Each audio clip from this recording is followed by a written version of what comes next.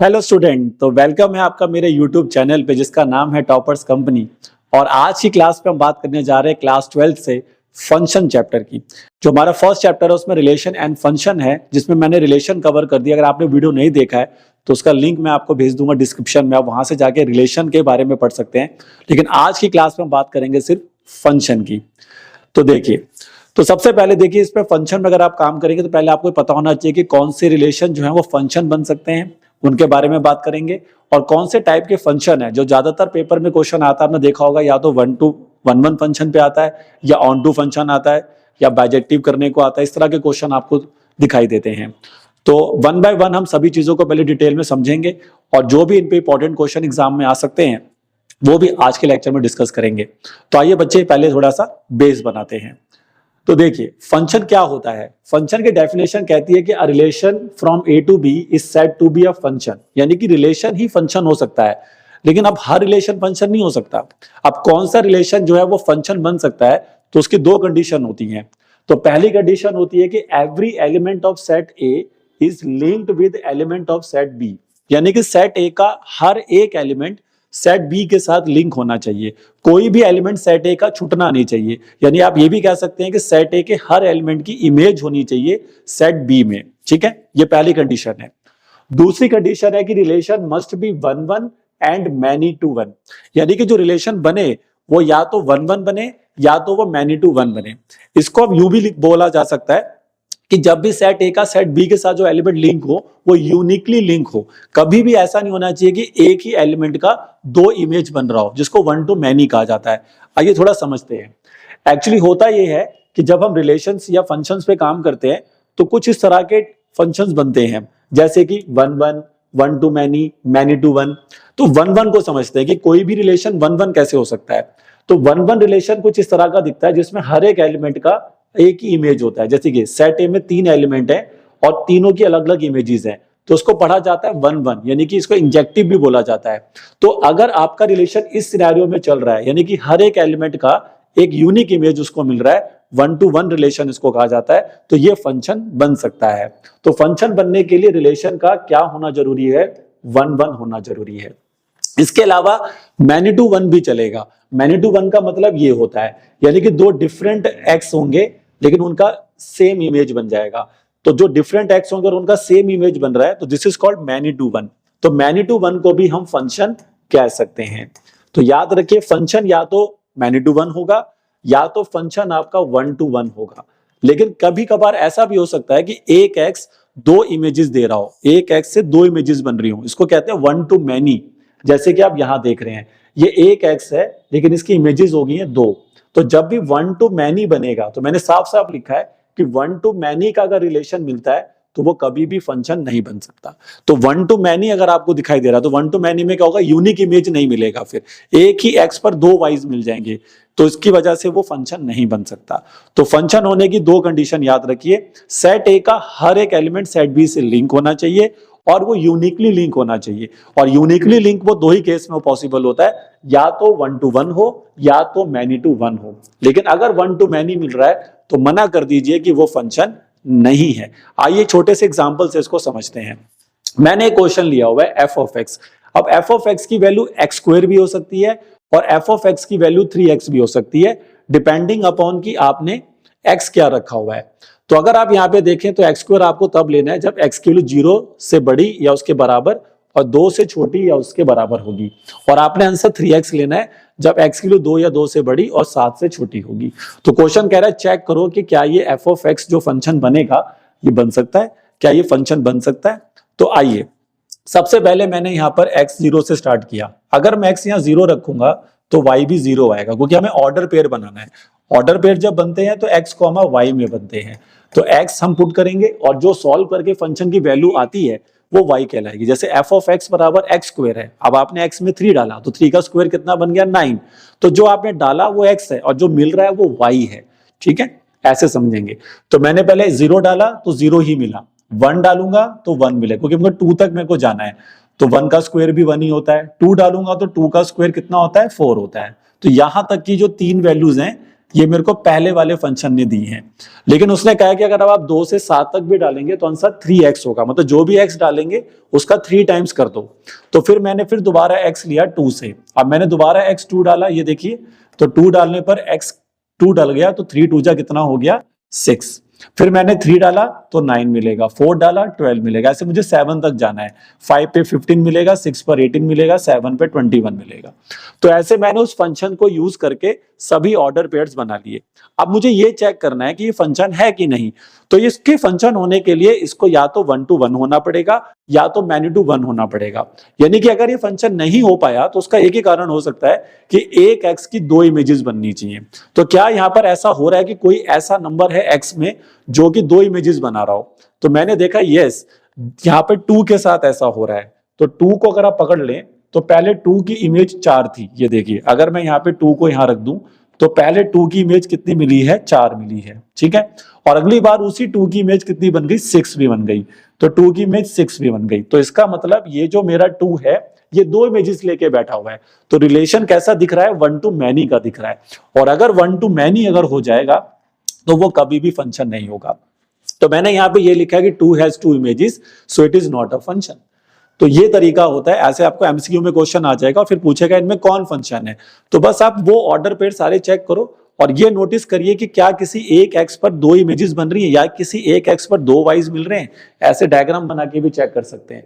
तो अगर ऐसा मिल गया, 1 to many मिल गया, तो मना कर दो कि वो फंक्शन नहीं है। और अगर 1 to 1 चल रहा हो या मैनी टू 1 चल रहा हो, इन दोनों में से कोई भी चल रहा हो, तो फिर आप कह सकते हैं कि वो क्या है, एक फंक्शन है। तो फंक्शन की पहचान आपको इस तरह से करनी है। तो मतलब क्या कह सकते हैं कि दुनिया के सारे फंक्शन रिलेशन होते हैं, लेकिन सारे रिलेशन क्या नहीं बन सकते, फंक्शन नहीं बन सकते। सारे रिलेशन फंक्शन इसलिए नहीं बन सकते क्योंकि उनको ये कंडीशन फुलफिल करनी होगी।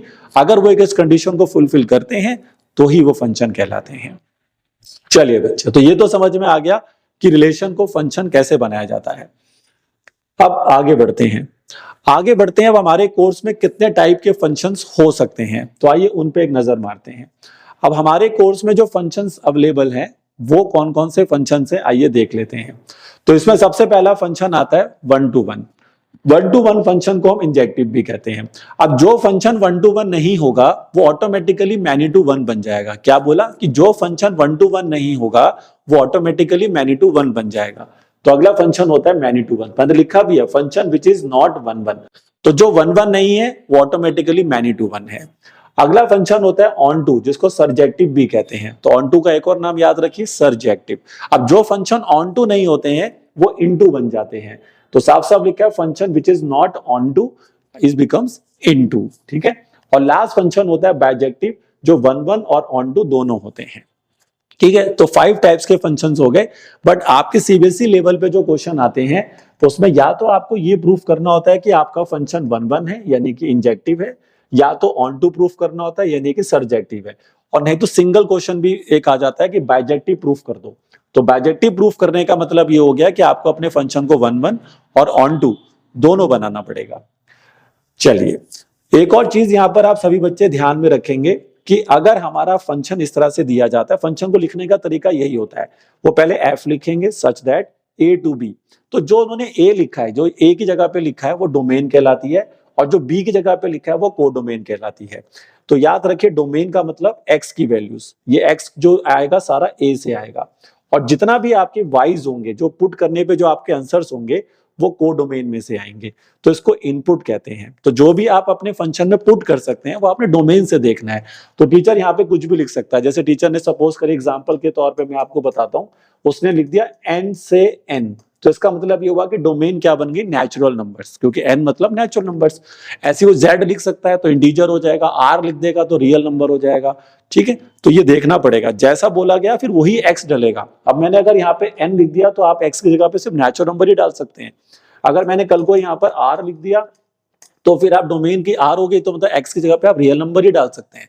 और जो हमारे आंसर्स आएंगे वो सारे कोडोमेन में से आएंगे, ठीक है। तो ये ध्यान रखना है, a डोमेन होता है, b कोडोमेन होता है। a मतलब x की वैल्यूज और जो y की वैल्यूज होती हैं वो b से आती है। ओके, चलिए अब मैं आपको पहले सबसे पहले वन वन करना सिखाऊंगा। मैं आपको कुछ क्वेश्चन समझाऊंगा जिसमें हम ये सीखेंगे कि किसी भी फंक्शन को वन वन कैसे प्रूफ कर सकते हैं। तो देखिए, वन वन प्रूफ करने के मैं दो ट्रिक्स बताऊंगा और वो अलग अलग फंक्शन में आपको उसके अकॉर्डिंग लगानी है। तो देखिए, सबसे पहले हम बात करते हैं सिंपल फंक्शंस की। ये इनको मैंने सिंपल फंक्शन नाम दिया है क्योंकि ये इनको आप इजीली समझ सकते हैं। जैसे इसमें कौन कौन से फंक्शंस आते हैं, एफ ऑफ एक्स बराबर एक्स, ये आइडेंटिटी फंक्शन कहलाता है, ठीक है। इसके अलावा एफ ऑफ एक्स बराबर एक्स स्क्वायर, ये क्वाड्रेटिक हो गया, ये क्यूबिक हो गया, नीचे वाला मॉडुलस हो गया, फिर ग्रेटेस्ट इंटीजर फंक्शन हो गया, जीआईएफ कहते हैं इसको, ये सिग्नम फंक्शन हो गया, फिर साइन एक्स ले लिया मैंने ट्रिग्नोमेट्री में, अब टीचर साइन एक्स की जगह कॉस एक्स टैन एक्स कुछ भी दे सकता है। तो ये सभी फंक्शन सिंपल फंक्शंस होते हैं हमारे लिए। इन फंक्शंस को अगर हमें वन वन प्रूफ करना है तो कैसे करेंगे, है ना भाई। इन फंक्शंस को अगर मुझे साबित करना है कि ये फंक्शन वन वन है तो वो काम हम कैसे करते हैं, बस आप कुछ मत करिए, x की जगह पर वैल्यू पुट करिए और देखिए कि क्या x की वैल्यू पुट करने पर आपको हर बार एक ही y मिल रहा है। मतलब हर x पर एक और एक y मिलना चाहिए। मतलब कभी भी ऐसा नहीं होना चाहिए कि दो डिफरेंट x आपने डाले लेकिन y उनके लिए एक ही आ गया। मतलब दो इनपुट का एक आउटपुट नहीं होना चाहिए, तो वो मैनी टू वन बनेगा। हर इनपुट पर एक यूनिक आउटपुट आना चाहिए, हर एक x पर एक यूनिक y आना चाहिए, तब वो वन वन कहलाता है। तो वो हम पुट करके भी कर सकते हैं, जैसे मैं आपको कुछ एग्जांपल से समझाता हूं, ठीक है। फिर हम बात करेंगे कॉम्प्लेक्स फंक्शंस में कैसे काम करते हैं, पर पहले सिंपल वाले देखिए। अच्छा, यहां पर मैंने एक चीज और कर रखी है कि जितने भी फंक्शंस मैंने पीछे लिखे थे उनका आपको डोमेन और रेंज याद होना चाहिए, ठीक है भाई। क्योंकि क्यों याद होना चाहिए, क्योंकि ये जरूरी है। और क्योंकि इस चैप्टर के अंदर अगर आपको डोमेन रेंज का नॉलेज नहीं है तो उसके लिए भी मैंने वीडियोस बना रखी हैं, उनका भी लिंक मैं डिस्क्रिप्शन में भेज दूंगा। वो आप वहां से देखिए कि किसी भी फंक्शन का डोमेन या रेंज ये कैसे निकाले जाते हैं। क्योंकि अगर आपको ये भी नहीं आता होगा तो भी क्लास 12th में आपको दिक्कत होगी, क्योंकि जब आप फंक्शन को ऑन टू प्रूफ करेंगे तो उसके लिए रेंज आना जरूरी होता है। तो उसके लिए मैंने वीडियोस बना रखी हैं, आप उनको देखिए जाके। तो देखिए, अब ये जितने भी फंक्शंस मैंने लिखे हैं इनका डोमेन चेक कर लीजिए। जैसे इसका डोमेन है आर। डोमेन का मतलब ये होता है कि आप यहाँ पर कौन कौन से एक्स पुट कर सकते हैं जिससे कि ये फंक्शन कभी अनडिफाइंड ना हो, ठीक है। अनडिफाइंड फॉर्म से बाहर रहना होता है हमें। तो ऐसी एक्स स्क्वायर का भी रियल नंबर है, एक्स क्यूब का भी रियल नंबर है, मॉडुलस में भी रियल नंबर है। मतलब तकरीबन फंक्शन जो मैंने यहाँ लिखे हैं सभी का डोमेन आर है, क्योंकि आप इसमें कोई भी रियल नंबर डाल सकते हैं। लेकिन अब आउटपुट क्या देंगे, रेंज का मतलब होता है आउटपुट, ये कहां से कहां तक का आंसर दे रहे हैं, मिनिमम से मैक्सिमम क्या आंसर दे सकते हैं, वो रेंज में आ जाता है आउटपुट। तो यहाँ पर x अगर रियल है तो इसका रेंज भी रियल होता है। लेकिन देखिए x स्क्वायर हो गया, अब x का जब स्क्वायर हो जाएगा तो ऑब्वियसली बात है वो नेगेटिव रिजल्ट नहीं दे सकता। तो इसका मतलब यहाँ पे हमेशा पॉजिटिव रिजल्ट्स आएंगे, किसी का भी स्क्वायर हमेशा पॉजिटिव रिजल्ट देता है। इसलिए मैंने इसका रेंज लिखा हुआ है आर प्लस। ये देखिए आर प्लस, सॉरी ये वाला आर प्लस। क्यूबिक में तो फिर आपको आर ही मिलेगा क्योंकि नेगेटिव नंबर्स भी मिल सकते हैं आपको, ठीक है। मॉडुलस फंक्शन का रेंज भी देखिए आर प्लस होता है। जीआईएफ ये ग्रेटेस्ट इंटीजर फंक्शन है जिसका रेंज जेड होता है, इंटीजर्स। डोमेन तो इसका आर है, आप पुट तो कुछ भी कर सकते हैं इसमें, लेकिन देगा ये हमेशा इंटीजर्स, याद रखें। सिग्नम फंक्शन का जो डोमेन होता है वो तो ऑल रियल नंबर्स है, लेकिन इसकी रेंज में सिर्फ 3 नंबर आ सकते हैं, -1, 0 और 1। और साइन और कॉस का भी डोमेन आर होता है, लेकिन इनकी रेंज होती है -1 से 1, ठीक है। तो ये कुछ सिंपल फंक्शंस हैं जिनकी डोमेन रेंज बच्चे को लर्न होना चाहिए, कोई भी काम एग्जाम में आ सकती है। अब मैं बात कर रहा था क्वेश्चन कैसे करना है। जैसे मान लीजिए सिंपल सा क्वेश्चन आया है, एफ ऑफ एक्स बराबर एक्स दे दिया और एफ बराबर आर है, तो मतलब ये इसका डोमेन हो गया भाई और ये इसका कोड डोमेन हो गया भाई, ठीक है। अब मैं क्या करूंगा, बस x की जगह पे वैल्यू पुट करके देखता रहूंगा कि मुझे क्या वाइज मिल रहे हैं। तो देखो मैंने x1 डालूंगा तो 1 ही मिलेगा, क्योंकि ये आइडेंटिटी फंक्शन में क्या होता है, जो x है वही y है। तो x1 डालो 1 मिलेगा, 2 डालो 2 मिलेगा, 0 डालो 0 डालेगा, -1 डालो -1। तो हर एक x पर एक यूनिक y आ रहा है। कहीं पर भी ऐसा नहीं हो रहा कि मैंने एक x डाला उसको 2 y, मतलब 2 डिफरेंट x डाले हों और उसको एक ही y दे रहे हो, ऐसा नहीं हो रहा मेरा। हर बार यूनिक आउटपुट आ रही है। तो वही चीज यहाँ पर हो रही है, 1 पर 1, 2 पे 2, 0 पे 0। आप चाहो तो उसको ऐसे भी देख सकते हो। ये देखो ये मेरा डोमेन हो गया, ये कोडोमेन हो गया। तो मैंने डाला 1 तो 1 मिला, 2 डाला तो 2 मिला, 3 डाला तो 3 मिला, 0 डाला 0 मिला। तो यूनिक नंबर्स ही मेरे को, मतलब हर एक एक्स पर एक डिफरेंट वाइज जो है मेरे को मिल रहा है, 1 to 1 चल रहा है। लेकिन अब मैं इसे छोटा सा चेंज करता हूं। मैंने इसको फंक्शन चेंज करके लिया एक्स स्क्वायर और उसको मैंने आर से आर कर दिया। अब आर अगर आते ही क्या हो जाएगा, अब मैं नेगेटिव नंबर भी डाल सकता हूं, पॉजिटिव भी डाल सकता हूं, 0 भी डाल सकता हूं।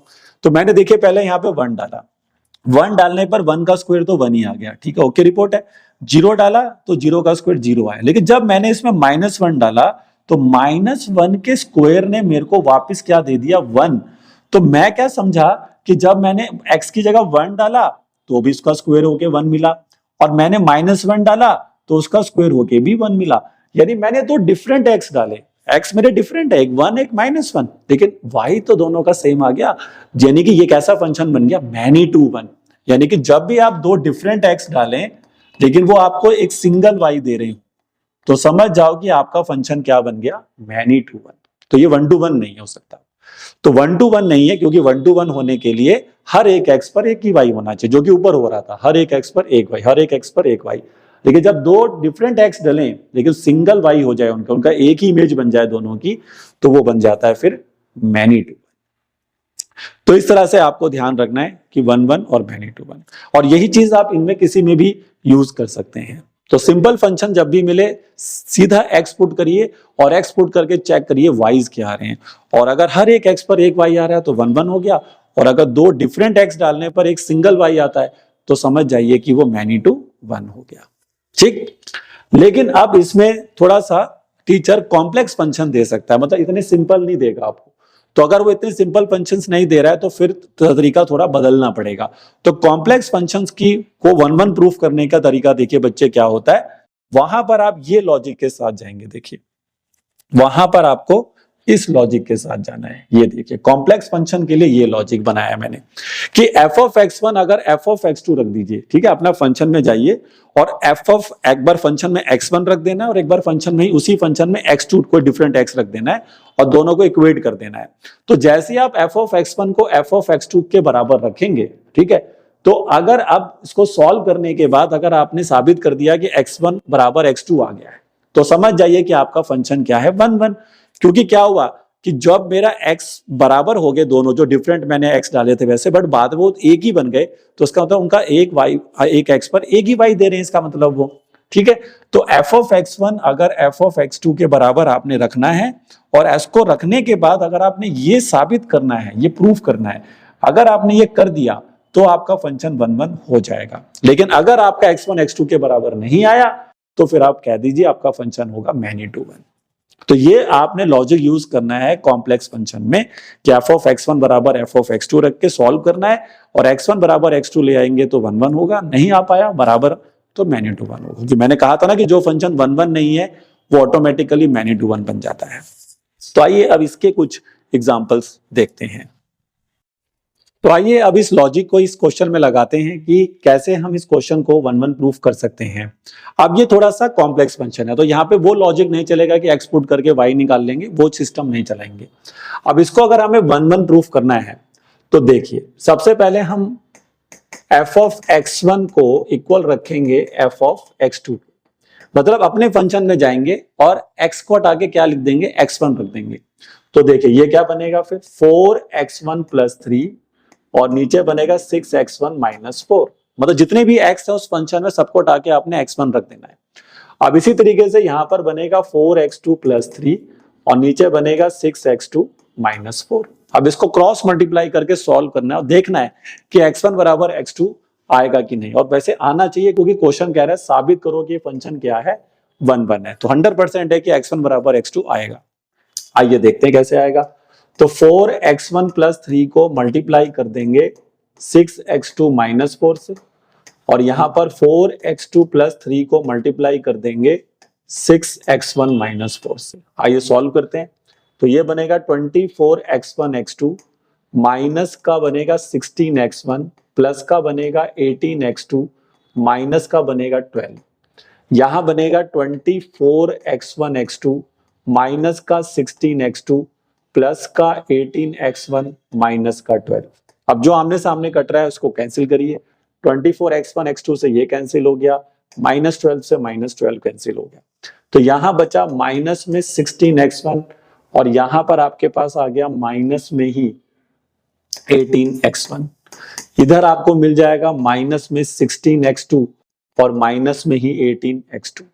अब ये दोनों ऐड कर देंगे तो कितना बन जाएगा, ये 34। तो माइनस का 34x1 माइनस का 34x2 और x -34 कैंसिल करेंगे तो x1 बराबर क्या आ जाएगा, x2। तो देखा हमने प्रूफ कर दिया कि x1 बराबर x2 है। तो क्वेश्चन हमारा साबित हो गया कि हमारा जो फंक्शन है वो क्या है, 1 है, यानी कि इंजेक्टिव है। ठीक है, तो सिंपल फंक्शन है तो पुट कर देना, कॉम्प्लेक्स थोड़ा फंक्शन दिखता है तो इस लॉजिक के साथ जाना। ठीक, तो आइए अब पहले एक और चीज समझ लेते हैं, फिर एक साथ ही और अच्छे क्वेश्चंस करेंगे। अब अगला टारगेट है हमारा फंक्शन को ऑन टू प्रूफ करना। अगर हमें किसी भी फंक्शन को ऑन टू प्रूफ करना होगा तो देखिए बच्चे उसके पीछे का क्या लॉजिक होता है। अब देखिए ऑन टू का मतलब सर्जेक्टिव होना होता है। देखिए ऑन टू प्रूफ करने के लिए आपको अपने फंक्शन की क्या निकालनी पड़ेगी, रेंज निकालनी पड़ेगी। और रेंज निकालने के लिए ही आपको मैंने बोला है कि मैंने कुछ वीडियोस बना रखी हैं, आप मेरे यूट्यूब चैनल पे जाके उनको देखिए क्लास 11th में, और वहां से आप समझ सकते हैं कि रेंज निकालना किस तरह से कर सकते हैं। क्योंकि अब मैं इसमें रेंज निकालना भी उसी मेथड से सिखाऊंगा तो ये लेक्चर बहुत बड़ा हो जाएगा, तो वहां से आप रेंज सीख सकते हैं। फिर भी मैं कोशिश करूंगा कि यहाँ पे जो मैं क्वेश्चन कराऊंगा तो आपको डिटेल में थोड़ा समझा सकूं कि रेंज कैसे निकालते हैं। देखिए अब मैंने आपको बोला था कि जो फंक्शन की कोडोमेन होगी वो तो टीचर आपको दे देगा, तो आपने अपने फंक्शन की रेंज निकालनी है और ये चेक करना है कि रेंज और कोडोमेन इक्वल आ रहे हैं कि नहीं। अगर आपने ये प्रूफ कर दिया कि रेंज और कोडोमेन बिल्कुल इक्वल है तो आपका फंक्शन बन जाएगा ऑन टू, और अगर ये दोनों बराबर नहीं है तो फंक्शन बन जाता है इन टू। ठीक है, तो वही मैंने लिखा है कि अगर आपने प्रूफ कर दिया कि range is equal to codomain then the function is becomes क्या, ऑन टू। इसको इस तरह से भी समझा जाता है कि सेट बी के सभी एलिमेंट सेट ए से लिंक होने चाहिए। जब सेट बी के सभी एलिमेंट सेट ए से लिंक हो जाते हैं, ठीक है ना, तब हम मान के चलते हैं कि हमारा जो कोडोमेन और रेंज है वो बराबर है।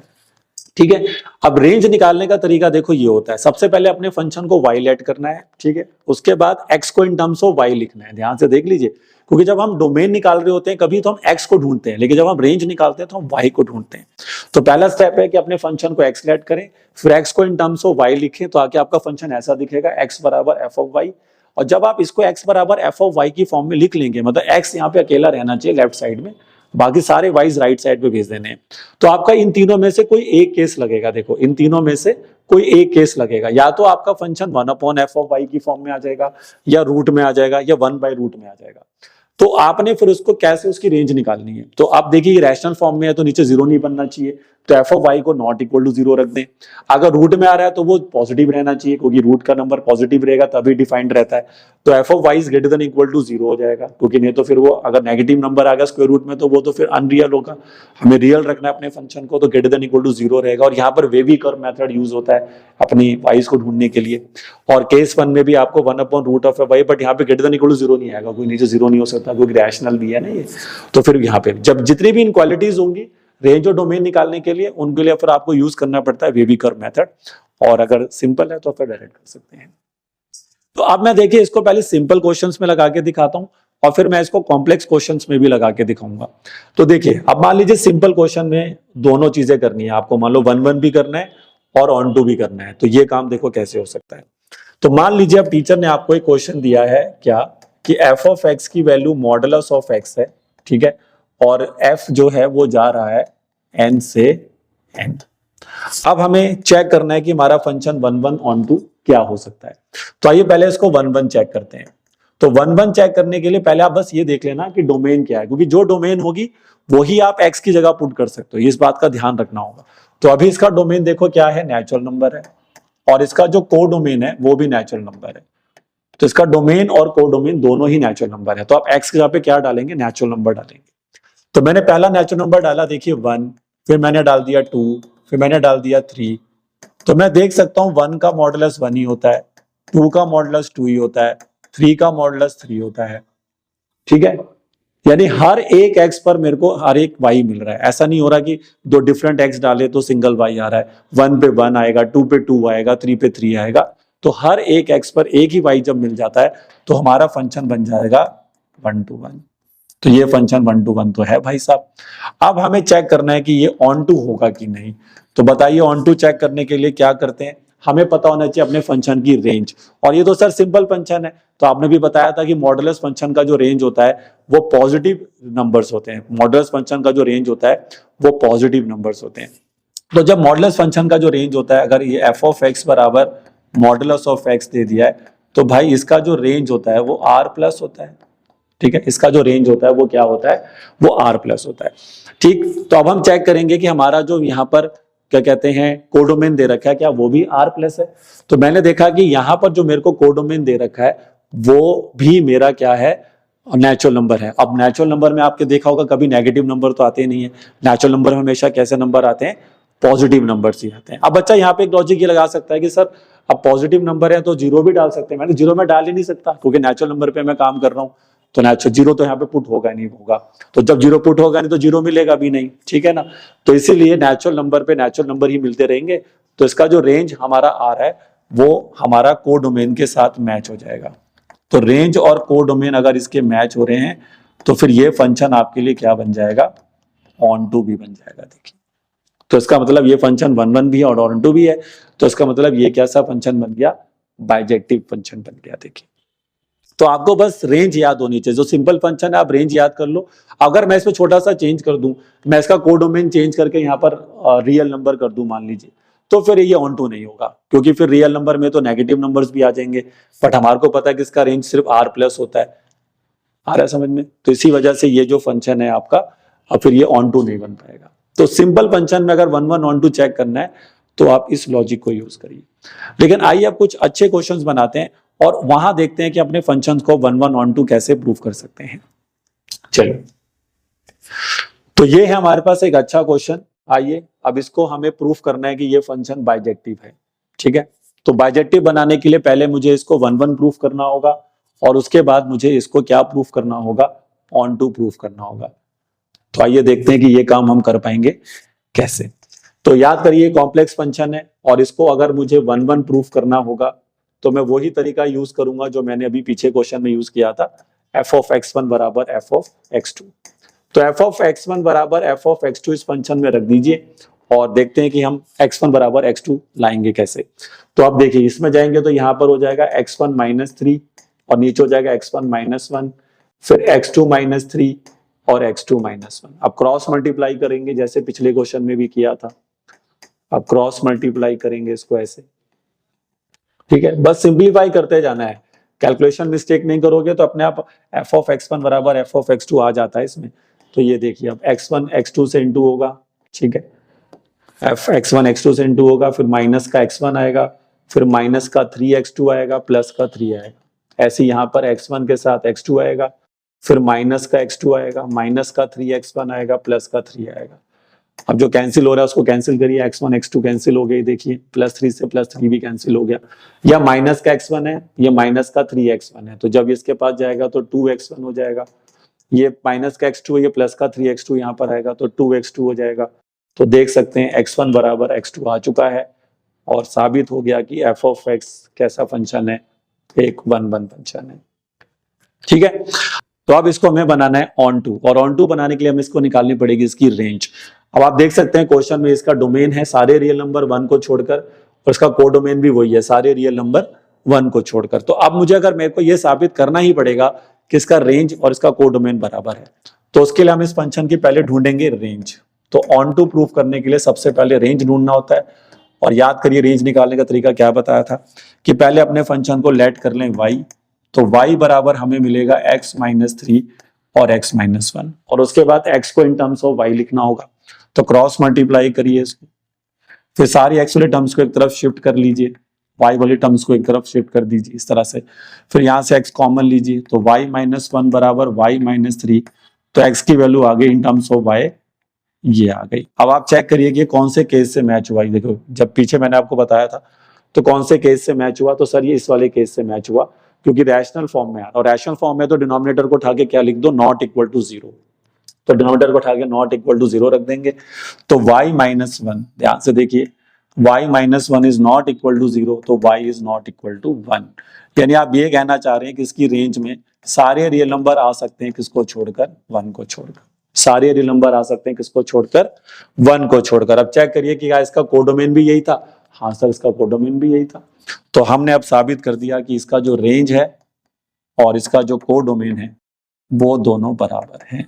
और जब ऐसा हो जाता है तो एफ ऑफ एक्स आपका क्या बन जाएगा, ऑन टू बन जाएगा। तो एफ ऑफ एक्स अब हमारा ऑन टू भी है, वन वन भी है, तो हम कह सकते हैं कि हमारा फंक्शन क्या प्रूफ हो गया, बाइजेक्टिव प्रूफ हो गया। तो ये लॉजिक के साथ आपने जाना है भाई, इस तरह के क्वेश्चन टीचर आपको देंगे। वो सिंपल वाले क्वेश्चन है, वो एमसीक्यूज वगैरह में आ सकते हैं, लेकिन ये क्वेश्चन अगर आते हैं तो ये आपके 2 या 3 मार्क्स तक जाएंगे। फिर चलिए बच्चे, तो आगे बढ़ते हैं। आई होप समझ में आ रहा होगा आप लोगों को। अब ये देखिए, ये बहुत ही अच्छा क्वेश्चन है, और ये अगर एग्जाम में अगर आपके आता है तो ये 5 मार्क्स आपको देके जाएगा। देखिए, तो इस क्वेश्चन को कैसे बनाना है, आइए वो समझते हैं। तो कह रहा है कि इस फंक्शन को बाइजेक्टिव प्रूफ करना होगा। अब इसका जो डोमेन है वो r प्लस है, इसका जो कोडोमेन है वो -5 से इन्फिनिटी है, ठीक है। तो आइए सबसे पहले हम इसको 1 1 प्रूफ करेंगे। लेकिन आप ध्यान से देखिए, तो आपका जो फंक्शन है वो एक क्वाड्रेटिक इक्वेशन है, और जब भी आपको आपका फंक्शन में क्वाड्रेटिक इक्वेशन मिलेगी तो आपने इसको पहले कंप्लीटिंग द स्क्वायर से थोड़ा सॉल्व करना है। क्या बोला मैंने? कंप्लीटिंग द स्क्वायर करना है इसको। जैसे आपने पहले सीखा होगा कभी ना कभी, तो कंप्लीटिंग द स्क्वायर से सॉल्व कर लेंगे तो उसको फिर 1 1 या ऑन टू प्रूफ करना बहुत आसान हो जाता है। तो मैं आपको सिखाता हूं कि आप इसे कंप्लीटिंग द स्क्वायर कैसे बनाएंगे। तो देखिए, अब ये मेरे पास आ गया 9x स्क्वायर प्लस में 6x माइनस का 5। देखिए, अगर कॉफिशिएंट ऑफ x स्क्वायर, ध्यान से सुनना, अगर कॉफिशिएंट ऑफ x स्क्वायर एक परफेक्ट स्क्वायर है तो कंप्लीटिंग द स्क्वायर करना बहुत आसान हो जाता है। जैसे कि मेरे केस में 9 है, तो यहाँ पर 9 3 का स्क्वायर होता है, तो मैं आराम से इसको कंप्लीटिंग द स्क्वायर में ले जा सकता हूँ। लेकिन अगर आपको कॉफिशिएंट ऑफ x स्क्वायर एक नॉन परफेक्ट स्क्वायर मिलता है तो फिर आप उसको वहां से कॉमन निकाल लें। जैसे मान लो यहाँ पे 5 होता है या 3 होता, तो मैं 5 यहाँ से कॉमन लेता, और उसके बाद फिर वो जो स्टेप्स होते हैं कंप्लीटिंग द स्क्वायर वाले, जो आपने याद होगा, इंटीग्रेशन की एक एक्सरसाइज है जिसके अंदर हम वो फॉर्मुलेज यूज करते हैं, 1 बाय क्वाड्रेटिक वाली जो फॉर्म्स होती हैं, तो वहां पर भी हम कंप्लीटिंग द स्क्वायर लगाते हैं। तो वही मेथड के साथ आपको इसमें जाना पड़ता है फिर, ठीक है। आई होप जो बच्चों के इंटीग्रेशन का वो नॉलेज है तो मेरी बात को समझ पा रहे होंगे। तो अभी तो देखो, मैं इसको कंप्लीटिंग द स्क्वायर बड़े ही प्यार से बना दूंगा। तो क्या लॉजिक मैं यूज कर रहा हूं, ध्यान से देखना। मैं इसको लिख दूंगा पहले 3x का होल स्क्वायर। अब देखो, जो बीच वाली टर्म है 6x, इसको हम 2ab में तोड़ेंगे, क्योंकि कंप्लीटिंग द स्क्वायर मतलब या तो आप इसको a प्लस बी का स्क्वायर बनाओ, जिन बच्चों को नहीं पता है तो वैसे याद रखो, तो या तो आप इसको a प्लस बी का स्क्वायर बनाओगे या तो इसको आप a माइनस बी का स्क्वायर बनाओगे। इसी को कहते हैं कंप्लीटिंग द स्क्वायर। तो मैंने देखा पॉजिटिव x आ रहा है, तो इसलिए मैं इसको लिख सकता हूँ 2, और मैंने इसको लिख दिया 3x। अब देखो 2 इंटू 3x करते ये 6x हो गया, तो मुझे किसकी तलाश है? b की। तो a तो मेरा 3x हो गया, a square plus 2ab plus b square बनाना है। तो b स्क्वायर को लाने के लिए मैं यहाँ पर क्या करूंगा, अब इसको 1 कर दूंगा, और प्लस में 1 का स्क्वायर करूंगा, और माइनस में भी 1 का स्क्वायर करूंगा, और माइनस का 5। अब आप कहेंगे सर ये क्या जादू सा हो गया एकदम से। मैंने कहा देख भाई, ये तो 3x का स्क्वायर कर दिया तो ये बना a स्क्वायर, ये हो गया 2ab, क्योंकि b को मैंने 1 इसलिए लिया था क्योंकि 2 3 जा 6 पहले ही हो गया था। अगर कोई और नंबर होता तो मैं उसके साथ कुछ और लेता ताकि वो मल्टीप्लाई करने पे यही नंबर मिल जाता। अब मेरे को b1 मिला तो 1 का स्क्वायर मैंने ऐड भी कर दिया, सब्ट्रैक्ट कर दिया, तो इससे क्या होगा कि ये मेरा b स्क्वायर बन जाएगा। तो ये तीनों मिलकर अब मेरे क्या बन गए? फॉर्मूला बन गया। इसी को करना होता है, इसी को कहते हैं कंप्लीटिंग द स्क्वायर। तो आप बताइए f ऑफ x की जो वैल्यू है वो आपके सामने क्या आ गई? 3x प्लस 1 का होल स्क्वायर, और ये दोनों सॉल्व होके बन गए माइनस का 6। यानी कि अब जो हमारा फंक्शन है वो हम इसको लेके चलेंगे। अब ये पूरा क्वेश्चन इसी फंक्शन से बनेगा। अब हम भूल जाएंगे कि जो टीचर ने दिया था वो फंक्शन है, तो ये करना ही है, नहीं करोगे तो फंस जाओगे, आप कैलकुलेशन में फंस जाओगे आगे जाके, ठीक है। तो ये लॉजिक को आप अपना लीजिए, ठीक है। तो अब हम यहां से इसको पहले बनाते हैं 1 1। आइए, तो 1 1 बनाने का लॉजिक वही रहेगा जो मैंने आपको बताया था। f ऑफ x1 को बराबर रख दीजिए f ऑफ x2 के, और साबित करिए कि x1 किसके बराबर आएगा? x2 के। तो रखिए इसमें, अब ये जो फंक्शन आपने तैयार किया है इसमें रख दीजिए। तो ये होगा 3x1 प्लस 1 का होल स्क्वायर माइनस 6, और यहां आ जाएगा 3x2 प्लस 1 का होल स्क्वायर माइनस 6। माइनस 6 से माइनस 6 दोनों तरफ कैंसिल कर दीजिए, तो यहां पर आपको मिलेगा 3x प्लस 1 का होल स्क्वायर, और यहां मिलेगा 3x2 प्लस 1 का होल स्क्वायर। स्क्वायर से स्क्वायर हटाएंगे तो वहां पर जो आंसर आएगा, बच्चा कहेगा पॉजिटिव नेगेटिव दोनों में आएगा। ऐसा आएगा ना भाई, ऐसा आएगा। लेकिन हम नेगेटिव रिजल्ट नहीं लेंगे, हम पॉजिटिव रिजल्ट ही लेंगे। अब बच्चा कह रहा है सर नेगेटिव क्यों नहीं लेंगे? मैंने कहा नेगेटिव रिजल्ट लेंगे तो बात बनेगी नहीं, क्योंकि x नेगेटिव नहीं हो सकता, क्योंकि x कहां से आता है? डोमेन से आता है, और डोमेन इसका देखिए क्या है? r प्लस है। तो इसलिए हम यहाँ पे नेगेटिव x नहीं ले सकते हैं, तो इसलिए आपको यहाँ पे सिर्फ पॉजिटिव x ही उठाना है। तो ये ध्यान रखिए, छोटी छोटी चीजें हैं जो याद रखनी होती हैं। तो अब 3x1, अब यहाँ से 1 से 1 कैंसिल हो जाएगा, ये देखो। तो 3x1 किसके बराबर आ जाएगा? 3x2 के। और जैसे 3x1 3x2 के बराबर आएगा अपनी बात बन जाएगी। हम चाहते थे ना भाई x1 किसके बराबर आ जाए, x2 के, तो आ गया। तो लिख दीजिए कि f ऑफ x आपका क्या बन चुका है, 1 1 बन चुका है। ठीक है भाई, तो वहां पॉजिटिव नेगेटिव दोनों रिजल्ट आएंगे, बट r प्लस होने की वजह से, डोमेन पॉजिटिव रियल नंबर होने की वजह से हम नेगेटिव नहीं लेंगे। ठीक, तो 1 1 तो सर प्रूफ हो गया, देखिए। ठीक है, अब इसको साबित करना होगा ऑन टू, और उसके लिए हमें निकालनी पड़ेगी इसकी क्या, रेंज। तो आइए अब इसकी रेंज कैसे निकलेगी वो हमें सीखना होगा। तो देखिए, अब हमारा जो फंक्शन था बताओ वो क्या था। हमारा फंक्शन बन चुका है 3x + 1 का होल स्क्वायर -6। अब इसका हमें प्रूफ करना है कि ये फंक्शन ऑन टू है, और उसके लिए हमें निकालनी होगी इसकी रेंज।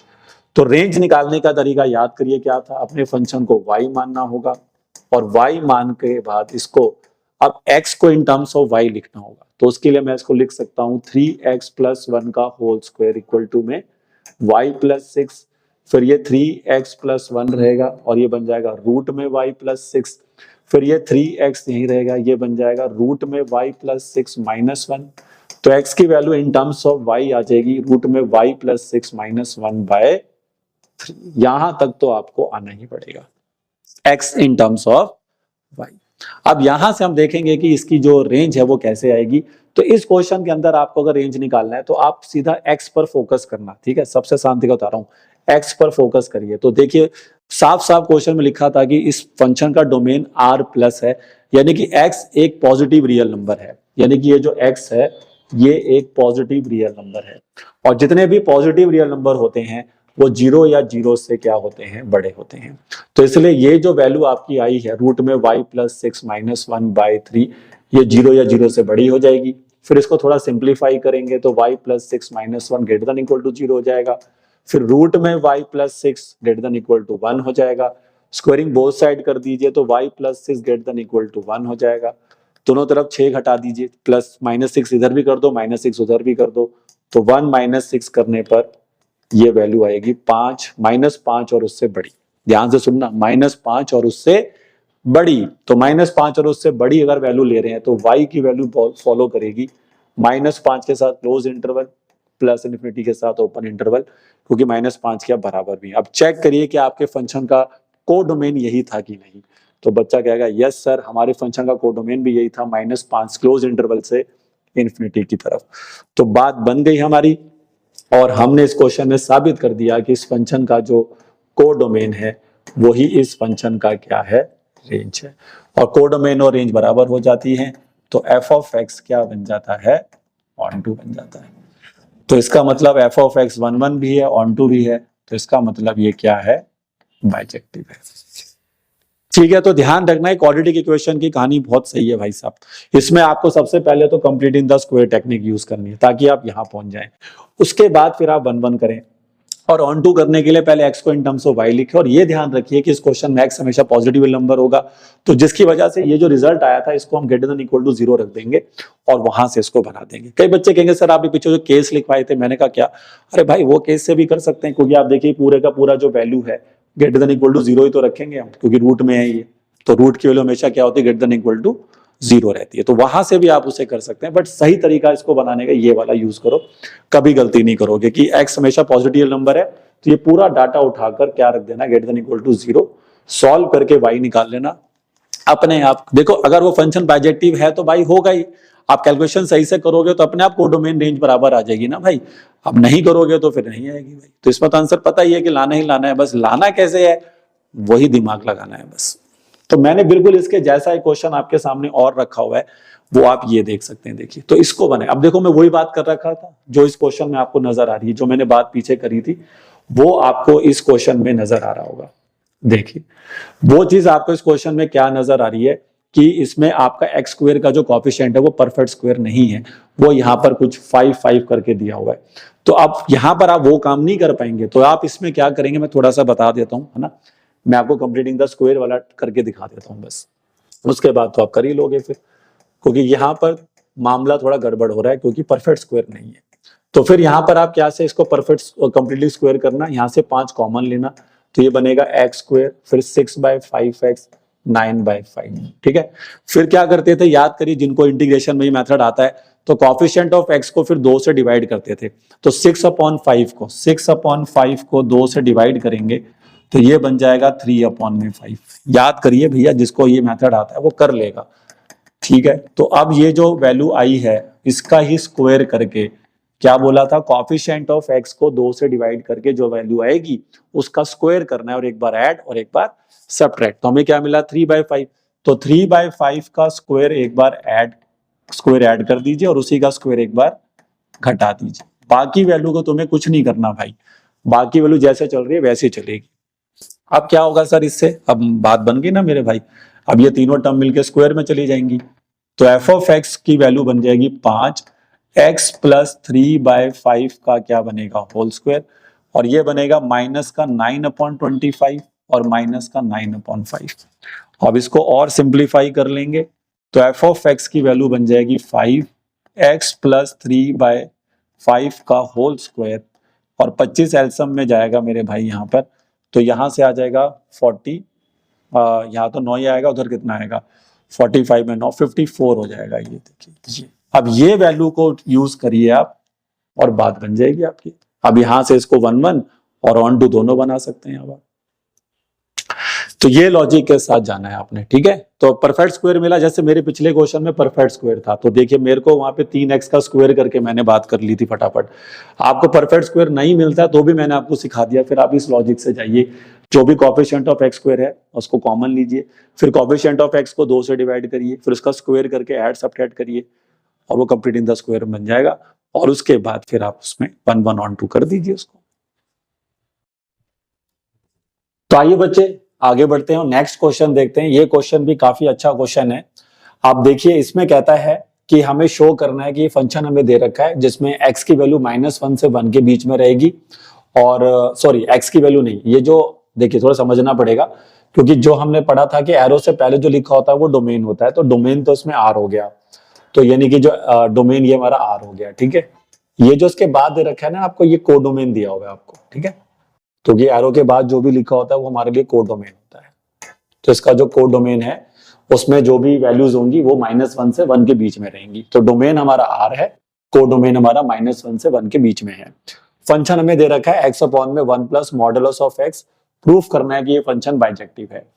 तो आइए सबसे पहले हम इसको बनाएंगे 1 1। तो अगर हम इस क्वेश्चन को 1 1 बनाना चाहते हैं तो देखिए, अब यहां पर थोड़ा समझने वाली बात है, क्योंकि ये मॉडुलस फंक्शन है। तो मॉडुलस फंक्शन की अंदर क्या कहानी होती है, देखिए अगर मॉडुलस फंक्शन की कहानी अगर हम देख ले तो इसके हमें 2 केस बनाने पड़ेंगे। देखिए पहले 1 1 लाने से पहले कुछ चीजों को समझ लेते हैं। अब जैसे क्या होता है कि मॉडुलस ऑफ एक्स की जो वैल्यू होती है वो 2 हो सकती है, या तो ये -x देता है या x देता है। अगर x की वैल्यू आप 0 से छोटी डालोगे तो ये -x देगा, और x की 0 या 0 से बड़ी डालोगे तो ये पॉजिटिव x देता है। ये मॉडुलस फंक्शन को रीडिफाइन करना कहते हैं, आप सभी को आना चाहिए। अब उसके अकॉर्डिंग अगर मैं जाता हूं तो इस केस में आपके पास पहला केस ये बन गया कि x की वैल्यू 0 से आपने छोटी डाल दी, तो फिर हमारा जो ये जो f ऑफ x होगा उसकी जो वैल्यू होगी वो बन जाएगी x अपॉन में 1 प्लस में मॉडुलस ऑफ x। लेकिन जब x लेस देन 0 होगा तो उस केस में मॉडुलस ऑफ x आप -x लेंगे, है ना भाई, उस केस में मॉडुलस ऑफ x आप -x लेंगे। तो यहां पर आपको पुट करना पड़ेगा -x। तो यहां पर आप देखिए -x आएगा, तो आपका फंक्शन अब ये बन जाएगा। तो ये फंक्शन आपने लेना है जब x लेस देन 0 होगा। हाँ, तो अब देखिए जब x लेस देन 0 हो गया तो फंक्शन की वैल्यू ये हो गई। अब इसका जो दूसरा केस बनेगा वो ये बनेगा कि x 0 या 0 से बड़ा होगा तो मॉडुलस ऑफ x x हो जाएगा। तो उस केस में फंक्शन की वैल्यू बनेगी x अपॉन में 1 प्लस x, क्योंकि मॉडुलस ऑफ x को उठा के आप x लिख देंगे। तो ये 2 फंक्शन आपको लिखने होंगे इस बार, x लेस देन 0 और ग्रेटर देन 0 के अकॉर्डिंग। तो देखिए अब जब मैं इसका 1 1 बनाऊंगा तो आपको याद होगा हम f ऑफ x1 को f ऑफ x2 के इक्वल रखते हैं, 2 डिफरेंट x लेते हैं x1 x2। लेकिन अब यहाँ पर अलग अलग केसेस बनाने पड़ेंगे कि या तो x1 x2 दोनों पॉजिटिव होंगे, या तो x1 x2 दोनों नेगेटिव होंगे, या x1 पॉजिटिव होगा x2 नेगेटिव होगा, या x2 नेगेटिव होगा x1 पॉजिटिव होगा। उसके हिसाब से हमें चलना होगा। तो आइए सबसे पहला हम केस बना लेते हैं यहां पर। देखिए सबसे पहला जो हम केस बना रहे हैं, देखिए यहां पर वो हम बना रहे हैं कि हमारा जैसे 1 1 हमने प्रूफ करना है, तो हम सबसे पहले मान रहे हैं कि both x1 and x2 are positive. ठीक है भाई। अब अगर मैं x1 x2 दोनों को पॉजिटिव मान रहा हूं तो मेरा फंक्शन ये होगा, क्योंकि x जब 0 से बड़ा है तो पॉजिटिव होगा, तो पॉजिटिव में ये फंक्शन लेंगे, नेगेटिव के केस में ये ले लेंगे। तो आप f ऑफ x1 इसको आप केस 1 कर दीजिए, इसको आप क्या नाम दे दीजिए, केस 1। तो आपको अलग अलग केस लेके फिर इस क्वेश्चन को बनाना पड़ेगा। तो ये हमारा केस 1 हो गया। ठीक है, तो क्या बनेगा, f ऑफ x1 बराबर में f ऑफ x2। तो इसका मतलब यहाँ पर ये फंक्शन के हिसाब से लिखोगे तो आप लिखेंगे x1 अपॉन 1 प्लस x1 और यहाँ लिखेंगे x2 अपॉन में 1 प्लस x2। क्रॉस मल्टीप्लाई करेंगे तो x1 x2 हो जाएगा और यहाँ पर x2 x1 x2 हो जाएगा। तो x1 x2 कट गया तो x1 बराबर x2 आ गया। तो यहाँ पर हमारा फंक्शन क्या हो गया, 1 1 हो गया। देखिए, ठीक है। अब हम सेकंड केस बनाएंगे इसमें कि x1 x2 दोनों क्या ले लेंगे, नेगेटिव। देखिए समझ में आ रहा है, पहले मैंने केस बनाया कि x1 x2 दोनों पॉजिटिव है, तो इस फंक्शन के अकॉर्डिंग मेरा 1 1 आ गया। अब जब मैं नेक्स्ट केस लूंगा इसमें तो मेरा केस 2 आएगा भाई अब, और केस 2 में हम मान लेंगे both x1 and x2 are क्या, नेगेटिव। अब नेगेटिव के केस में फंक्शन चेंज हो जाएगा। तो जैसे ही आप मानेंगे कि f ऑफ x1 बराबर f ऑफ x2 है, तो अब आपका फंक्शन कौन सा वाला यूज होगा, x अपॉन में 1 माइनस एक्स वाला। ठीक है, तो यहाँ पर आप लिखोगे x1 के नीचे 1 अपॉन एक्स ये वाला और x2 के नीचे 1 अपॉन 1 माइनस x2 वाला। आप क्रॉस मल्टीप्लाई करो, x1 ये आ जाएगा और यहाँ से x2 बराबर ये आ जाएगा। लेकिन फिर से आप देख सकते हैं कि x1 बराबर x2 हमें मिल रहा है, तो फिर से साबित हो गया कि फंक्शन क्या है, 1 1 है। लेकिन जब आप इसमें दो बाकी के केस बनाओगे ना, केस 3 और केस 4, यानी कि एक में से दोनों में से एक कोई पॉजिटिव नेगेटिव लोगे, तो ये फंक्शन 1 1 नहीं हो पाएगा। यानी कि जब आपने केस 3 लिया अगर कि x1 को क्या मान लिया, पॉजिटिव, मैं शॉर्ट में लिख रहा हूं, ठीक है, और x2 को आपने मान लिया नेगेटिव, और ये तो आप केस बनाओगे 4 कि आप x1 को मानोगे नेगेटिव और x2 को मानोगे पॉजिटिव, तो इन दोनों ही केस में फंक्शन 1 1 नहीं होगा। तो यहां पर भी आपका आंसर आएगा नॉट 1 1। आप करके देख लेना, क्योंकि पॉजिटिव में आपका फंक्शन उठेगा x1 अपॉन 1 प्लस x1 और x2 में उठेगा आपका फंक्शन x2 अपॉन में 1 माइनस x2। तो दोनों तरफ प्लस माइनस की वजह से कैंसिल नहीं हो पाएगा, तो उसकी वजह से x1 x2 के बराबर नहीं आएगा। तो यहाँ भी आपका चेक करके देखना, x1 x2 के इक्वल नहीं आएगा और यहाँ पर भी आपका x1 x2 के इक्वल नहीं आएगा। तो मतलब ये फंक्शन 1 1 तभी रह सकता है जब दोनों x1 x2 या पॉजिटिव हो या दोनों x1 x2 क्या हो, नेगेटिव हो। ये आपको बताना पड़ेगा टीचर को। लेकिन अगर एक पॉजिटिव एक नेगेटिव लोगे तो ये फंक्शन 1 1 नहीं होगा। तो देखिए, अब हमने इसको 1 1 प्रूफ कर दिया है और अब इसकी बारी है ऑन टू प्रूफ करने की, क्योंकि तभी ये फंक्शन क्या हो पाएगा, बाइजेक्टिव हो पाएगा। तो लेकिन ऑन टू प्रूफ करने के लिए जब हम इसको जाएंगे तो भी हमें इसके दो ही केस बनाने पड़ेंगे। देखिए, तो इसमें जो आपका पहला केस बनेगा कि x क्या होगा, 0 से छोटा लेंगे, और याद करिए जब x 0 से छोटा था तो फंक्शन की वैल्यू क्या ली गई थी, x अपॉन में 1 माइनस एक्स। फिर इस फंक्शन को हम y मानेंगे, क्योंकि रेंज निकालने का यही प्रोसेस होता है अगर आपको याद हो। तो इस फंक्शन को अब हमने y मान लिया। अब x को इन टर्म्स ऑफ y लिखना होगा हमें, क्योंकि यही कॉन्सेप्ट होता है। तो फिर हमने इसको क्रॉस मल्टीप्लाई किया तो y minus X Y equal to X हो गया, फिर y equal to X Y plus X हो गया, फिर यहां से मैंने x कॉमन ले लिया तो y प्लस 1 हो गया। तो x की वैल्यू आपको मिली y अपॉन में y प्लस 1। ठीक, अब यहां से अब हमें देखना कि y क्या क्या वैल्यू ले सकता है, क्योंकि वही रेंज में वैल्यू जाएंगी इसकी। तो भाई एक तो समझ में आ रहा है कि y प्लस 1 0 नहीं हो सकता, क्योंकि y प्लस 1 अगर 0 हो गया तो नीचे 0 बन जाएगा। तो y क्या नहीं होना चाहिए, माइनस 1। तो एक तो यहां से ये समझ में आ गया कि y माइनस 1 नहीं हो सकता। लेकिन अब हमारा x क्या था, तो भाई हमारा जो x यहाँ पर था वो नेगेटिव था। तो अगर हमारा x नेगेटिव था तो ये पूरी वैल्यू नेगेटिव रहनी चाहिए। तो y upon 1 plus Y less than 0 रहना चाहिए। अब y plus 1 plus Y less than 0 है, तो इस इनक्वालिटी को कैसे सॉल्व करेंगे, तो अब हम यूज करेंगे वेवी कर्व मेथड। देखिए, अगर जिन बच्चों को वेवी कर्व मेथड नहीं आता है तो डिस्क्रिप्शन में उसका लिंक मैं दूंगा वीडियो का, वो जरूर देखिए, क्योंकि तभी आप ये रेंज जो निकालते हैं इंटरवल की फॉर्म से इनक्वालिटी को सॉल्व करना सीखते हैं, वो सब उसी में सिखाया गया है। तो वो आना बहुत जरूरी है आप लोगों के लिए। अब यहाँ पर करते क्या है, फिर भी मैं शॉर्टकट में समझाता हूँ। देखो, दो फैक्टर दिख रहे हैं, एक y और एक 1 प्लस वाई। तो पहले फैक्टर को 0 से कंपेयर करो ऊपर वाले को, तो y क्या मिलेगा, देखो 0 मिलेगा। और 1 प्लस वाई को 0 से कंपेयर करो, तो 1 प्लस वाई को अगर बच्चा 0 से कंपेयर करेगा तो y क्या मिलेगा, -1 मिलेगा। तो उनको आपने नंबर लाइन पे इस तरह से सजा देना है, ठीक है। तो जो दो फैक्टर है, ऊपर एक नीचे, दोनों को 0 से कंपेयर करके देखो y क्या आ रहा है, ठीक है, जितने भी फैक्टर होते हैं वहां पर। अच्छा, उससे पहले एक और इंपॉर्टेंट पॉइंट यहाँ पर ये होता है कि y का कोएफिशिएंट पॉजिटिव होना चाहिए, चाहे वो स्क्वायर हो चाहे वो क्यूब हो, तो भी हो, बट y पॉजिटिव होना चाहिए। कोएफिशिएंट उसका हाईएस्ट डिग्री का जो कोएफिशिएंट होता है वो पॉजिटिव होना चाहिए। तो राइट मोस्ट पे हम क्या लगाएंगे, पॉजिटिव। राइट मोस्ट पे हमारा पॉजिटिव रहेगा।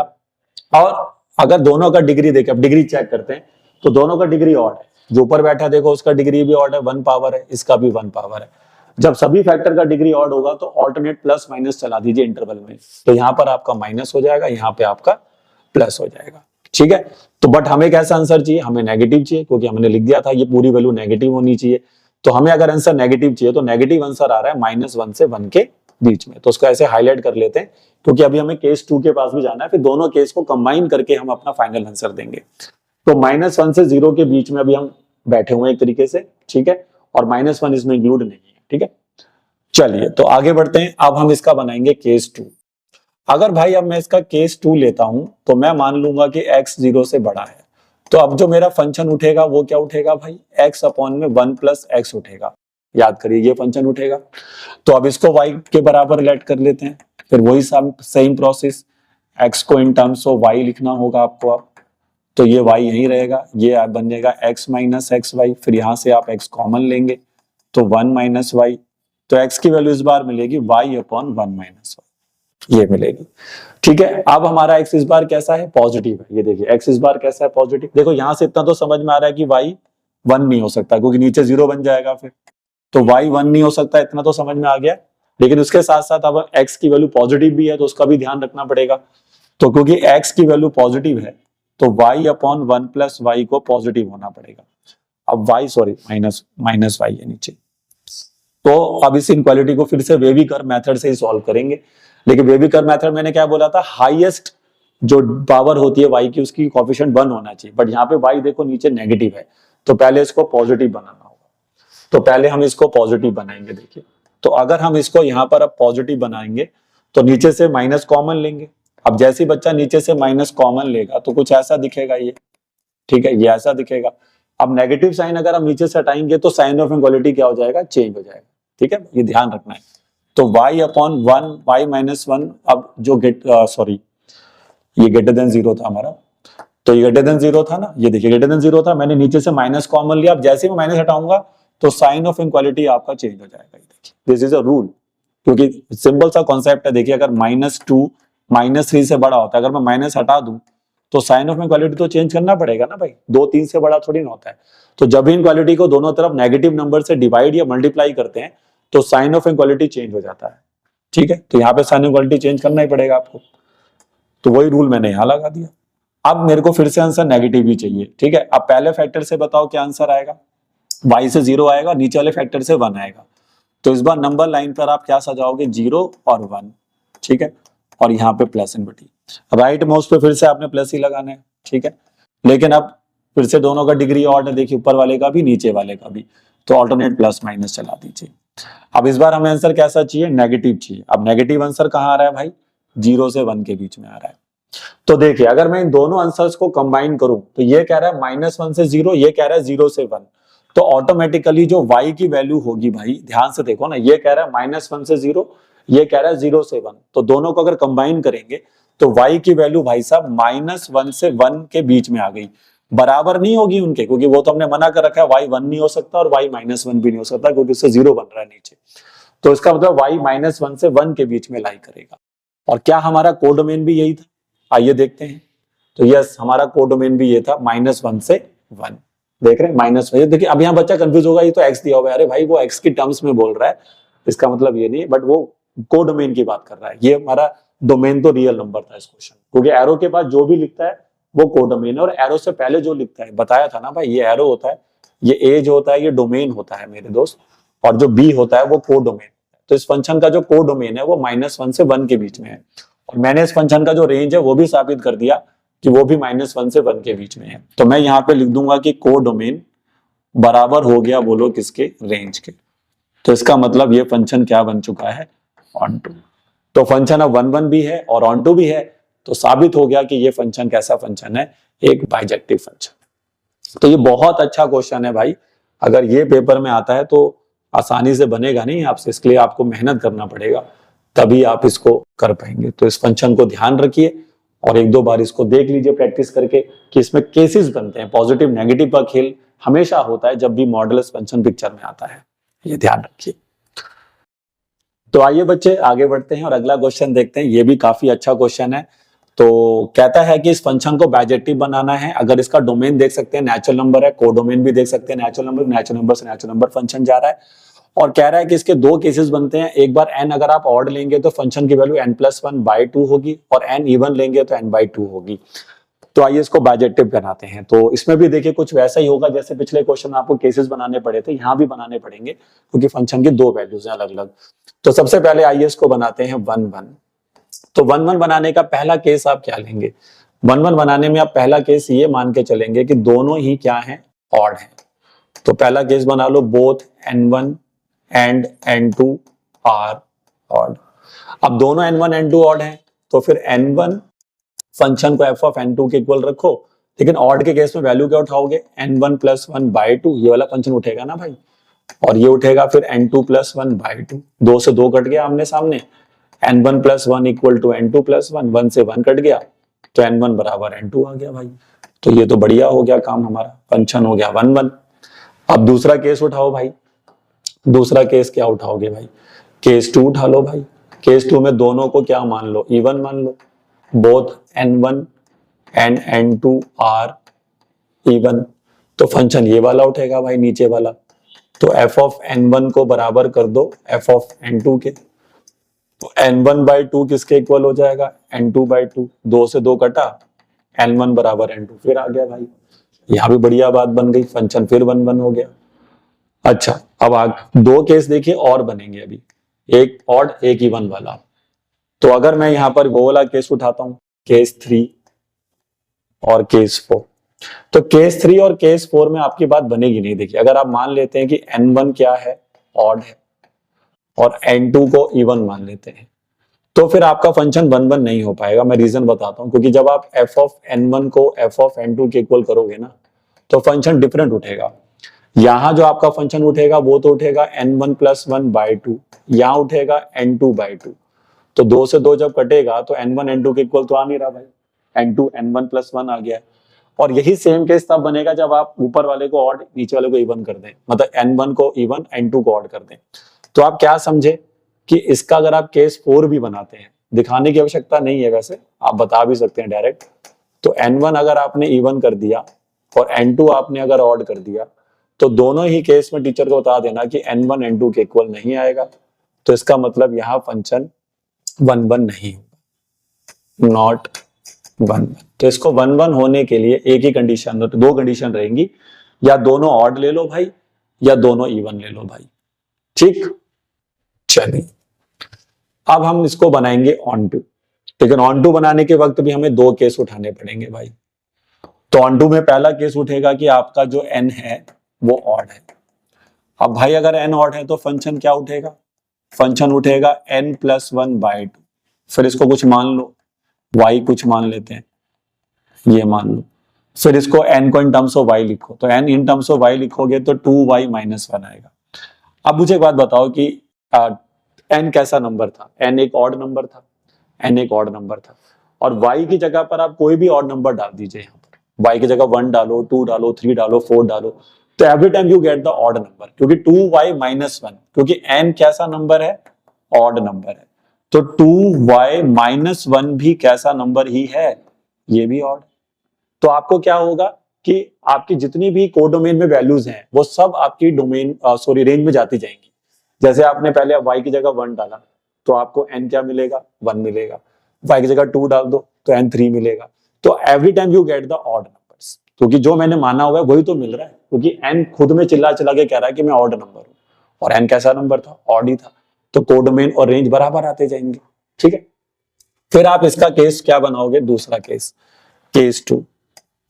बट केस 2 में आप क्या लोगे, केस 2 में आप ये मान लोगे कि n कैसा नंबर है, इवन नंबर है, तो फिर आपका जो फंक्शन उठेगा इस बार वो उठेगा n/2। फिर आप इसको y मान लोगे तो y बराबर हो जाएगा n/2, तो n की वैल्यू इस बार क्या आएगी 2y। अब बताओ n कैसा नंबर था, इवन नंबर था, तो y 2y भी कैसा नंबर है भाई, इवन ही तो नंबर होगा, किसी का भी 2 का मल्टीपल हो जाए तो इवन हो जाता है। अब y 1 डालो 2 आंसर आएगा, 2 डालो 4 आएगा, 3 डालो 6 आएगा, 4 डालो 8 आएगा, तो every time you get the odd sorry even numbers. तो इस बार भी हमारा जितना भी कोडोमेन का वैल्यूज है सब रेंज में आता चला जाएगा। देखिए जब भी कोडोमेन के सारी वैल्यू रेंज में कन्वर्ट हो जाए ना, तभी आपका फंक्शन ऑन टू कहलाता है। तो यहाँ पर भी every time whenever you put any odd any even number here y, you always get odd number, और यहाँ पर आप कुछ भी रख दो y की जगह natural number, always you get a even number। तो आपका जो कोडोमेन है वो रेंज में जाता चला जाएगा। तो इसका मतलब है कि हमारा फंक्शन क्या हो गया, ऑन टू भी हो गया। और फिर लिख देना कि जब हमारा फंक्शन ऑन टू है और साथ साथ 1 1 भी है, तो ये कैसा फंक्शन बन जाएगा, बाइजेक्टिव फंक्शन बन जाएगा। तो ये क्वेश्चन जो मैंने अभी कराए ये थोड़े अलग है भाई। ये जो क्वेश्चन मैं करा रहा हूँ आपको, क्वाड्रेटिक इक्वेशन वाला क्वेश्चन कराया, वो 5 मार्क्स में चला जाएगा। फिर इस तरह के क्वेश्चन जो ये आ रहे हैं ये थोड़े कम मार्क्स में रहेंगे, लेकिन इस तरह के क्वेश्चन भी टीचर आपको दे सकता है। तो आइए अब कुछ और चीजें बची हैं, फटाफट उनको भी कवर करते हैं। अब अगर आप आगे बढ़ते हैं तो ये कुछ और मेरे पास फॉर्मूले हैं जिनके ऊपर आपको एमसीक्यूज में क्वेश्चन आ सकते हैं, और ऐसे ही क्वेश्चन मैंने जब रिलेशन पढ़ाया था अगर आप याद करें तो वहां भी बताए थे। तो अब जैसे मान लो कि ए सेट में m एलिमेंट है, बी में n है, तो a क्रॉस बी में कितने एलिमेंट होंगे, तो भैया mn एलिमेंट होंगे। a क्रॉस a में कितने होंगे, तो वो m स्क्वायर हो जाएंगे। ये सब आता होगा, आपको करा होगा छोटी क्लासेस में। अब a से b कितना रिलेशन बनेगा, तो 2 की पावर mn बनेगा, ठीक है, क्योंकि रिलेशन एक सबसेट होता है और सबसेट हमेशा 2 की पावर में बनते हैं, तो 2 की पावर mn हो जाएगा, क्योंकि a से a क्रॉस b के सबसेट बनाने हैं। और जब सेट a पर ही रिलेशन पता करना है तो फिर a क्रॉस a के सबसेट बनाने हैं, तो 2 की पावर m स्क्वायर होगा। लेकिन अभी हम बात फंक्शन की कर रहे हैं, तो फंक्शन में कैसे क्वेश्चन आएंगे कि भैया ए सेट में इतने एलिमेंट है, बी में इतने, तो कितने फंक्शन बन सकते हैं। तो फिर आपने ये फॉर्मूला यूज करना है। अगर ए सेट में m एलिमेंट है, बी में n है, तो कितने फंक्शन बना सकते हैं आप, n की पावर m। याद रखिए n की पावर m, यानी बी सेट में जितने भी एलिमेंट्स होंगे उसकी पावर कर दो जो सेट ए में जितने एलिमेंट्स होंगे। जैसे मान लो कल को आपको टीचर कहता है कि भाई ए सेट में 2 एलिमेंट है और कहता है कि बी सेट में 3 एलिमेंट है, तो कितने फंक्शन बनेंगे, तो 3 की पावर 2, यानी कि 9 फंक्शन आप इसमें बना सकते हैं। अच्छा, इसमें क्वेश्चन आता है कितने फंक्शन नहीं बनेंगे, तो कितने फंक्शन नहीं बनेंगे तो वो कैसे निकालेंगे भाई फिर हम, क्योंकि देखिए हर रिलेशन एक फंक्शन होता है, ये आपको पता है कि हर एक रिलेशन मतलब रिलेशन से ही आपका फंक्शन बन जाता है। तो टोटल जितने रिलेशन बनेंगे ना उसमें से जो फंक्शन है वो हटा दो आप। जैसे टोटल रिलेशन कितने बन रहे हैं, 2 की पावर mn बन रहे हैं, तो उसमें से अगर हम ये हटा दें n की पावर m, तो जो बच जाएंगे वो सब फंक्शन नहीं होंगे फिर आपके लिए, है ना। तो ये फॉर्मूला भी आप यूज कर सकते हैं, क्योंकि पेपर ऐसे क्वेश्चन भी आ जाएगा कि इसमें इतने सेट एलिमेंट है, कितने इसमें a to b से कितने फंक्शन नहीं बन सकते। तो फंक्शन नहीं बन सकते हैं तो टोटल जितना रिलेशन बना था 2 की पावर mn रिलेशन बना था, तो उसमें से जो फंक्शन है वो हटा दो उसमें से। तो ऐसा भी आ सकता है। फिर ये पूछ सकता है कि कितने 1 to 1 फंक्शन बनेंगे, तो 1 to 1 फंक्शन में आपको चेक करना पड़ेगा कि n m से बड़ा है कि छोटा है। अगर n की वैल्यू m से बड़ी और बराबर है तो npm बनेगा। p मतलब परमुटेशन, जिसका फॉर्मूला ये होता है n फैक्टोरियल अपॉन में n माइनस r फैक्टोरियल, ये आपको यहाँ पे लगा देना है। लेकिन अगर n m से छोटा हो गया, मतलब b सेट में कम एलिमेंट है और a सेट में ज्यादा एलिमेंट है, तो फिर 1 to 1 रिलेशन नहीं आ सकता है। देखो कैसे नहीं आ सकता, अरे भाई देखो यहाँ पर मान लो 3 एलिमेंट है और इधर मान लीजिए आपके सिर्फ 2 ही एलिमेंट है, तो आप इसको इससे रिलेट कर देंगे, इसको इससे रिलेट कर देंगे, 1 to 1 हो गया। बट इसको किसके साथ करोगे भाई, तो एक बच्चा कह रहा है सर किसी के साथ नहीं कर दो, मैंने किसी के साथ नहीं कर दूंगा तो मैनी टू 1 हो जाएगा भाई, मैनी टू 1 होगा। तो मतलब बी सेट में आपको हमेशा ज्यादा एलिमेंट चाहिए होते हैं, तभी आपके फंक्शन क्या बन पाते हैं, 1 to 1 बन पाते हैं। तो ये फॉर्मूला आप लगाते हैं। मान लो आप अब इसमें लगाना है तो आप इसमें लगा सकते हो। अब ये सेट में देखो 2 एलिमेंट है, बी में 3 है, तो टीचर कह रहा है कितने 1 to 1 फंक्शन बनेंगे, तो इसके हिसाब से आपका आंसर हो जाएगा 3p2 लगा दो भाई, और 3p2 को इस फॉर्मूले से फिर आप क्या कर देना, सॉल्व कर देना। इतना तो कर ही सकते हैं, ठीक। फिर इसमें आपका ऑन टू भी आ सकता है भाई, ठीक है। ऑन टू का फॉर्मूला थोड़ा भयंकर सा होता है भाई, तो ये थोड़ा सा आपको याद करना पड़ेगा। अगर ऑन टू चेक करना है तो अब इसमें कहानी पलट वही चीज है, जैसे यहाँ पर था वैसे ही कुछ है, लेकिन यहाँ पानी पलट गई है, क्योंकि वहां पर n जब m से बड़ा होता था तब 1 1 फंक्शन पॉसिबल था, लेकिन n m से छोटा था तो 1 1 फंक्शन 0 हो जाते हैं, फिर 1 1 फंक्शन बन ही नहीं सकते। लेकिन अगर यहाँ पे देखें तो कहानी पलट गई। अब n अगर m से बड़ा है और उसके सॉरी n m से छोटा है और उसके बराबर है, तो फिर इतना बड़ा सा जो फॉर्मूला होता है भाई ये याद कर लेना, ठीक है। कैसे यूज करना है वो मैं एक एग्जांपल से बता दूंगा अभी। और अगर n की वैल्यू m से बड़ी है, मतलब b सेट में ज्यादा एलिमेंट है और a सेट में कम एलिमेंट है, तो फिर याद रखना ऑन टू फंक्शन कितने बनेंगे, 0 बनेंगे फिर, ठीक है। ये एमसीक्यू क्वेश्चन है तो भाई फॉर्मूला लगाओ, आंसर पावर वाली कहानी है। तो मान लो अब a सेट में 3 एलिमेंट है, b सेट में 2 एलिमेंट है, तो m 3 हो गया, n 2 हो गया। तो अब मेरे को अब मेरे को पता है कि n की वैल्यू m से क्या है, छोटी है, क्योंकि 2 है ये 3 है। तो इस फॉर्मूले में सजा दो। कैसे सजाओगे, देखो समेशन लिखो, r गोज टू 1 से लिखो, ऊपर क्या आ रहा है n, तो n कितना है भाई तेरा 2 आ गया, -1 की पावर n माइनस r कर दो, तो -1 की पावर 2 माइनस r कर दो, क्योंकि आपका जो n था वो 2 था। फिर यहाँ पे ncr है तो 2cr कर दो, r की पावर m है तो r की पावर 3 कर दो, क्योंकि m 3 था, ठीक। अब क्या करना है, समेशन लगा हुआ है तो r की वैल्यू पुट करनी है और सम करते जाना है। पहले r1 डलेगा, फिर r2 डलेगा। मान लो अब यहाँ पे r3 तक जाता तो फिर 3 भी डलेगा और उनको ऐड करते जाना है। फिर आपने आ रहा है समझ में। तो पहले मैंने देखिए r यहाँ पे क्या डाल दिया, 1 डाला, तो -1 की पावर 2 -1 2c1, r की जगह 1 1 का क्यूब हो गया, फिर प्लस अब r चेंज कर दो 2 कर दो, तो -1 की पावर 2 -2 2c2 2 की पावर 3 कर दो। इसको करोगे सॉल्व तो -1 आएगा, ये 2c1 2 ही होता है, ये 1 हो गया, -1 की पावर 0 तो 1 हो गया, 2c2 भी 1 ही होता है, NCN याद करो 1 होता है, NCN जो होता है मेरे दोस्त वो 1 होता है। तो NCN की जगह 1 आ गया, 2 का क्यूब 8 आ गया, तो यहां से आंसर आया -2 उधर से 8, तो कितने ऑन टू फंक्शन बन पाए, देखिए 6 ऑन टू फंक्शन बन पाए आपके। तो ऐसे क्वेश्चन भी एमसीक्यूज में आ जाते हैं, कितने 1 फंक्शन बनेंगे, कितने फंक्शन बनेंगे, कितने ऐसे हैं जो फंक्शन नहीं बन पाएंगे, तो आपको उनको इन फॉर्मूलों से ही बनाना पड़ेगा। तो देखा बच्चे, आज की क्लास में मैंने आपको जितने भी क्वेश्चन फंक्शन से आ सकते हैं और जो भी कॉन्सेप्ट जो फंक्शन के यूज होते हैं वो मैंने आपको आज की क्लास में करा दिया। अगर ये क्वेश्चन और इस तरह के क्वेश्चन आप और प्रैक्टिस कर लेते हैं तो बात बन जाएगी आपकी, और जो भी क्वेश्चन एग्जाम में आएंगे आप जरूर करके आएंगे।